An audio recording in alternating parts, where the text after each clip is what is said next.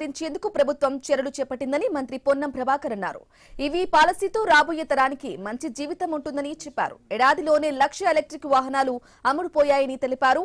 ఇక ఆఫీసులు, కమ్యూనిటీ హాళ్లు, విద్యాలయాల వద్ద కూడా ఛార్జింగ్ స్టేషన్లను పెంచడానికి కృషి చేస్తున్నట్లు ఆయన వివరించారు.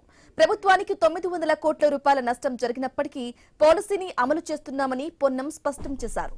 రవాణా శాఖలో ఈవీ పాలసీ, ఆర్టీసీ అంశాలపై పలువురు సభ్యులు అడిగిన ప్రశ్నలకు మంత్రి పొన్నం సమాధానం చెప్పారు. హైదరాబాద్ లో కాలుష్య నివారణ కోసం ప్లాంటేషన్ పెంచాలని పొన్నం కోరారు. ఇక ఎలక్ట్రిక్ వాహనాల వినియోగంతో తెలంగాణ రోల్ మోడల్ గా ఉండాలని అన్నారు.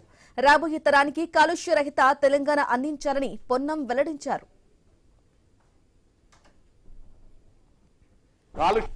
ట్రాన్స్పోర్ట్ డిపార్ట్మెంట్ ఎన్ఫోర్స్మెంట్ కానీ, పాలసీల ద్వారా కానీ, ప్రభుత్వ ఆలోచనతోటి అవేర్నెస్ క్యాంప్స్ కానీ ఇవన్నీ కూడా మోటివేట్ చేస్తూ ఉన్నాం. శాసనసభ్యులందరూ ఒక రోల్ మోడల్గా మరి వాళ్ళకి లోన్ కూడా వస్తుంది కావచ్చు. అందరికి ఒక్కొక్క ఈవీ వెహికల్ని కాన్స్టిట్యున్సీలలో ఈవీ వెహికల్ తిరుగుతూ ఉంటుంటే పొల్యూషన్కి సంబంధించినటువంటి ఒక అవకాశం తక్కువ చేసేది ఉంటుంది. కాబట్టి నేను మీ ద్వారా కోరుతూ తప్పకుండా మరొక్కసారి ఈ ప్రభుత్వం కట్టుబడి ఉంది.